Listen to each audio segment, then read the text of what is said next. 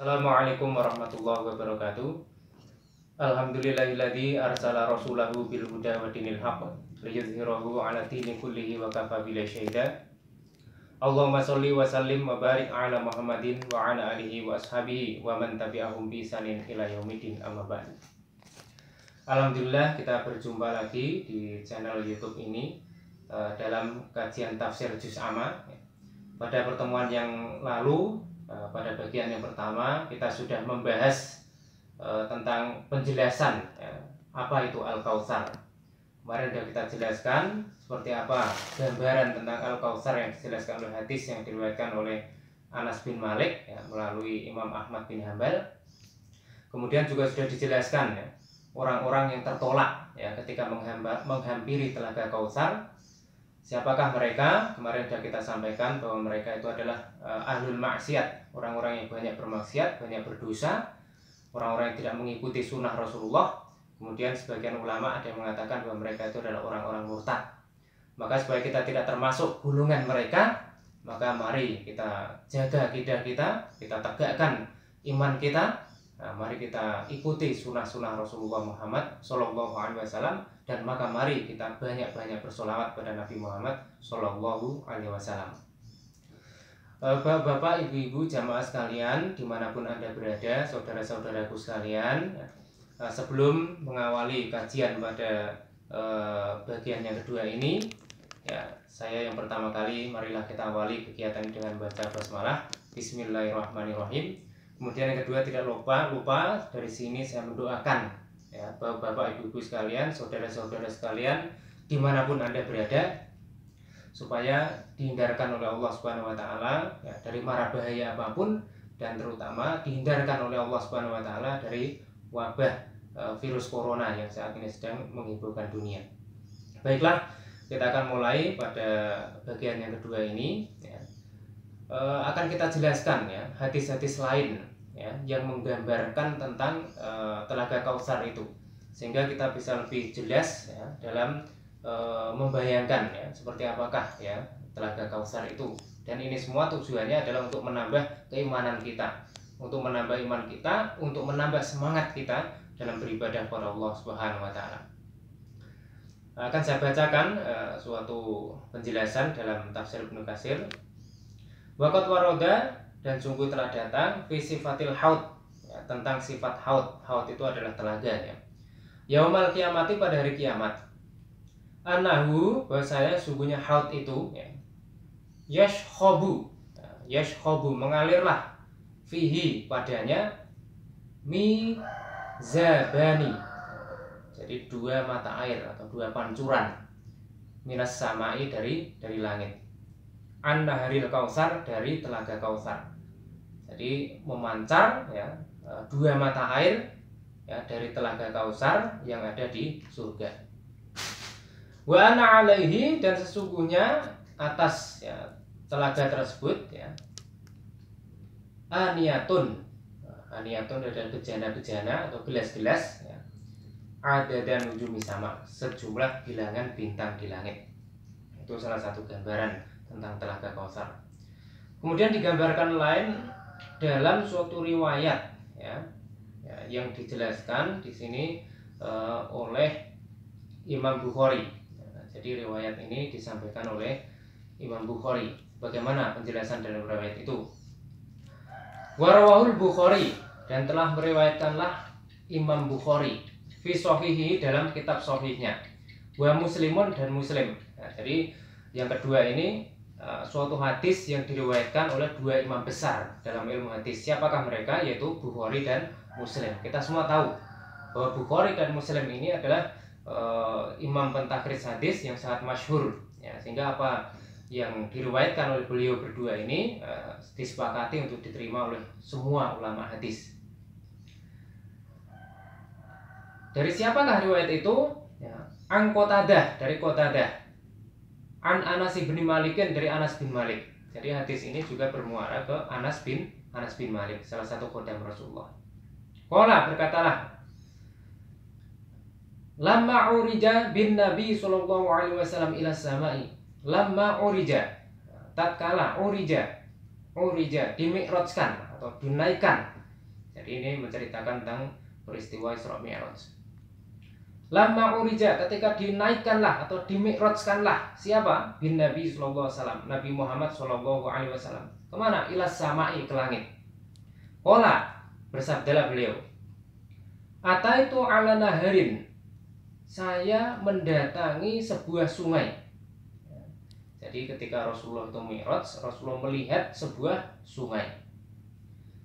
Hafatahu kubabul lu'lu'i, yang pinggir-pinggir dari sungai itu kubabul lu'lu'i. Apa itu kubabul lu'lu'i?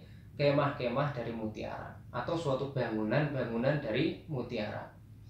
Al-mujawwaf, yang berlubang. Jadi ada lubang-lubangnya mutiara itu. Fakultu, lalu aku bertanya, kata Rasulullah, mahadha ya Jibril, apa ini wahai Jibril? Mahadha ya Jibril, apa ini wahai Jibril? Rasulullah heran, apa itu? Qala, lalu Jibril menjawab, hadzal kausar, ini adalah al-kausar. Nah, ini menurut lafaz Bukhari. Jadi di dalam hadis yang diriwayatkan oleh Bukhari ini, bahwasanya dimaksud gambaran dari al-kausar itu ya, di sekeliling atau di pinggir-pinggir dari telaga Kausar itu ada apa? Ada kubab atau kemah-kemah ya, yang terbuat dari mutiara. Itu gambaran yang pertama. Kemudian gambaran yang kedua ya, untuk memperjelas lagi dalam suatu hadis yang diriwayatkan oleh Imam Ahmad. Waqala al-Imamu Ahmad, dan berkatalah Imam Ahmad ya. Jadi Imam Ahmad ini berkata, dari siapa hadis yang diriwayatkan oleh Ahmad ini? An Anas bin Malik, dari Anas bin Malik. Qala Rasulullah sallallahu alaihi wasallam, bersabdalah Rasulullah Muhammad sallallahu alaihi wasallam, dakhaltul jannata, saya masuk ke dalam surga. Nah, jadi tentu kapan ini terjadi adalah ketika Rasulullah mi'raj ya, dinaikkan ke langit. Dakhaltul jannata, saya masuk ke surga, kata Rasulullah. Fa idza ana binaharin, maka tiba-tiba ya, saya melihat sebuah sungai. Hafatahu khiyamul lu'lu'i, di sekeliling sungai itu, di pinggir-pinggir sungai itu ada kemah-kemah dari mutiara. Kalau tadi menggunakan lafaz kubabul lu'lu'i, kubab. Kalau dalam hadis Bukhari kubab, kalau dalam hadis diriwayatkan Imam Ahmad ini adalah khiyam, yang maknanya di sini kemah-kemah atau suatu hampir sama. Fadorobtu biyadi ilama yajri fihil ma'u. Fadorobtu, lalu aku tepukkan, aku pukulkan, kata Rasulullah, biyadi, pada tanganku, ilama yajri, kepada suatu apa, yajri, yang mengalirlah, fihi, padanya, al-ma'u, air. Artinya apa? Rasulullah memukulkan kepada tanah ya, tanah tempat air itu mengalir. Jadi Rasulullah memukulkan ini pada apa? Pada tanah tempat di mana air itu mengalir. Fa'idha miskun atfar, maka tiba-tiba ya, saya dari tanah itu mencium suatu bau yang sangat wangi. Nah, di sini miskun atfar itu ada misik ya, jadi kesturi. Jadi landasan sungai surga atau tanah tempat dialiri air itu ya digambarkan ya wangi seperti kesturi. Ya, ini luar biasa sekali gambaran yang ada yang bisa kita saksikan. Qultu, lalu saya berkata, mahadha ya Jibril, apa ini wahai Jibril? Qala hadzal kausar, ini adalah al-kausar. Alladzi a'taqallahu, yang Allah sudah memberikan kepadamu ya. Berikan apa? Berikan al-kausar itu. Ini gambaran menurut hadis yang diriwayatkan oleh Imam Ahmad. Kalau tadi Imam Bukhari menjelaskan seperti itu, kemudian Imam Ahmad menjelaskan seperti ini dalam hadisnya. Baik di dalam hadis Bukhari ya, maupun yang diriwayatkan oleh Ahmad ya, ini memiliki hampir keserupaan, cuman lafadznya saja yang berbeda, tapi maknanya hampir serupa, dan dua-duanya ini saling menjelaskan ya. Kalau di dalam hadis riwayat Bukhari tidak disebutkan ya, terkait dengan bau ya, katakanlah tanahnya yang seperti kesturi itu, namun di dalam hadis yang diriwayatkan Ahmad ini ya, dilengkapi, lebih lengkap ya, ada tambahan bahwa tanahnya itu wanginya seperti kesturi. Kemudian lagi kita akan jelaskan hadis yang berikutnya supaya lebih terang lagi gambaran kita tentang Telaga Kausar itu. Wa qala Ibnu Jarir, ya, jadi berkatalah Ibnu Jarir. Siapa Ibnu Jarir itu? Ibnu Jarir adalah Ibnu Jarir At-Tabari. Kita semua sudah terkenal kan, bahwa Ibnu Jarir At-Tabari ini adalah seorang ahli tafsir yang sangat banyak ya, memproduksi atau menghasilkan karya-karyanya. Salah satu karya besarnya adalah kitab Jami'ul Bayan fi Tafsiril Quran. Bahwa banyak sekali karya Ibnu Jarir At-Tabari ini, bahkan lebih dari 300 kitab ya, saking banyaknya ya. Namun sayang sekali di antara kitab-kitab Imam Bukhari, di antara kitab-kitab Ibnu Jarir At-Tabari ini, kebanyakan dari kitab-kitab beliau itu tidak terselamatkan ketika tentara Mongol Tartar ya, di bawah pemimpinan Hulagu Khan ya, membumi hanguskan kota Baghdad. Ya, banyak dari kitab-kitab beliau yang dihanyutkan ke sungai. Ya, itu adalah musibah besar yang menimpa kaum muslimin. Ya. Kemudian yang selanjutnya terkait dengan hadis yang diriwayatkan oleh Ibnu Jarir ini. Ya, hadisnya ini dari Syarik bin Abi Namir. Qala sami'tu Anas bin Malikin. Jadi Syarik ini mendengar dari Anas bin Malik. Yuhaddisuna, menyampaikan hadisnya kepada kami. Lama asra bi Rasulillah sallallahu alaihi wasallam, tatkala dimi'rajkan atau diisra mi'rajkan, ya, diperjalankan malamkan ya. Siapa? Rasulullah Muhammad sallallahu alaihi wasallam. Madha bihi Jibrilu ya, fi samai dunya. Maka ketika melewati ya, Jibril bersama Rasulullah itu melewati langit dunia ya. Fa idza huwa binaharin alaihi qasrun minal lu'lu'i. Jadi tiba-tiba Rasulullah itu melihat ada sebuah sungai ya, yang dikelilingi apa? Qasrun, bangunan atau gedung atau istana ya, dari mutiara. Nah, ini menjelaskan hadis yang tadi. Kalau tadi disebut kubab, kemudian khiyam ya. Kemudian di sini disebut qasrun. Nah, intinya ini bukan hadis ini bertentangan, bukan, tapi ini saling melengkapi ya. Jadi di sekitar Telaga Kautsar itu ada apa? Bangunan atau qasrun. Ya, ini suatu hal yang luar biasa sekali, yang mana ini menambah keimanan kita. Betapa indahnya Telaga Kautsar itu. Sebuah air yang mengalir ya. Kemudian di sekeliling bangunan-bangunan yang indah. Nah, masih ada satu lagi hadis yang ingin kita sampaikan ya, untuk memperjelas ya, tentang gambaran tentang Telaga Kautsar ini. Hadis ini diriwayatkan pula oleh Imam Ahmad. Ana rajulan qala, sesungguhnya ada seorang laki-laki qala yang bertanya, ya Rasulullah, wahai Rasulullah, mal Kautsar. Seperti apa? Apakah Al-Kautsar itu?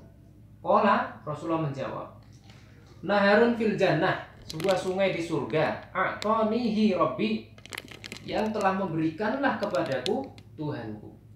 Lahu asyaddu bayadun minal laban. Di sini dijelaskan oleh Rasulullah bahwa sungai itu airnya asyaddu bayadun, lebih putih minal labani, dari susu. Wa ahla minal asli, dan lebih manis dari madu. Fihi, di atas sungai itu tuyurun, ada burung-burung. A'naquha, yang lehernya ya, ka'a'nail juzur, seperti leher unta. Qala Umar kemudian berkata, ya Rasulullah, wahai Rasulullah, ya, innaha, sesungguhnya burung itu la na'imah, sungguh-sungguh nikmat. Ya, jadi Umar sudah membayangkan burung itu. Qala, kemudian Rasulullah bersabda, aku luha an'amu minha ya Umar. Saya memakan daging burung itu dan saya menikmati daging burung itu. Itu sabda Rasulullah. Nah, kemudian berdasarkan hadis terakhir yang saya bacakan ini, bisa digambarkan ya, seperti apa Telaga Kautsar itu. Bisa disimpulkan ya, di mana Telaga Kautsar itu ya adalah suatu sungai ya, yang mengalir ya. Kemudian sungai itu airnya putih, lebih putih daripada susu, lebih manis daripada madu. Jadi itu air yang sangat manis dan putih ya. Kemudian landasannya adalah lebih wangi daripada kasturi. Itu gambaran dari Telaga Kautsar ya. Sehingga dengan memahami dengan semakin terang benderang dalam pikiran kita seperti apa Telaga Kausar ini kita insya Allah akan semakin kuat keimanan kita kepada Allah, dan kita insya Allah akan semakin termotivasi untuk sebanyak-banyaknya berbuat baik, sehingga kita menjadi orang yang nanti berhak untuk minum ya dari air telaga itu, karena dapat digambarkan di situ betapa nikmatnya air dari Telaga Kausar itu, betapa segarnya. Itu suatu gambaran Telaga Kausar itu. Kemudian yang terakhir ya, di samping ada gambaran yang dijelaskan dalam hadis tentang Al-Kausar itu, ada pendapat lain ya, ada pendapat lain yang mengatakan apa itu makna dari Al-Kausar. Dengan adanya pendapat lain itu bukan berarti bertolak belakang, tapi ini saling melengkapi. Jadi benar Al-Kausar itu adalah telaga Rasulullah seperti yang digambarkan dalam hadis ini. Namun dalam keterangan yang dijelaskan oleh Ahmad Mustafa Al-Maroghi, pengarang kitab Tafsir Al-Maroghi, yang di sini akan saya bacakan pendapatnya. Wal muradu bihi huna an-nubuwah wad dinul haq wal huda wa ma fihi sa'adatud dunya wal akhirah. Ini pendapat dari Ahmad Mustafa Al-Maroghi mengenai apa itu Al-Kausar. Beliau menyampaikan bahwa dimaksud dengan Al-Kausar adalah an-nubuwah, ya, kenabian, ya, kenabian. Wadinul haq, dan agama yang hak, wal huda, dan petunjuk. Wama, dan apa-apa fihi yang di dalamnya sa'adatud dunya wal akhirah, ada kebahagiaan dunia dan akhirat. Ini pendapat Al-Maroghi. Nah, bukan bertentangan, jadi ini melengkapi ya. Jadi apa yang sudah dijelaskan dalam hadis-hadis ini ya, apabila kita ikuti ya jalan sunnah yang disampaikan oleh Rasulullah Muhammad SAW, maka kita akan mendapatkan sa'adatud dunya wal akhirah, kebahagiaan dunia dan akhirat. Maka akhirnya pada penutupan kajian pada saat ini ya, saya sampaikan, saya mengajak khususnya pada diri saya sendiri, marilah kita yakini ya, keterangan-keterangan yang dijelaskan dalam hadis ini. Mudah-mudahan ini bisa menambah keimanan kita kepada Allah, ya, menambah wawasan kita, ya, menambah semangat kita beribadah, sehingga insya Allah kita menjadi hamba-hambanya yang didekatkan.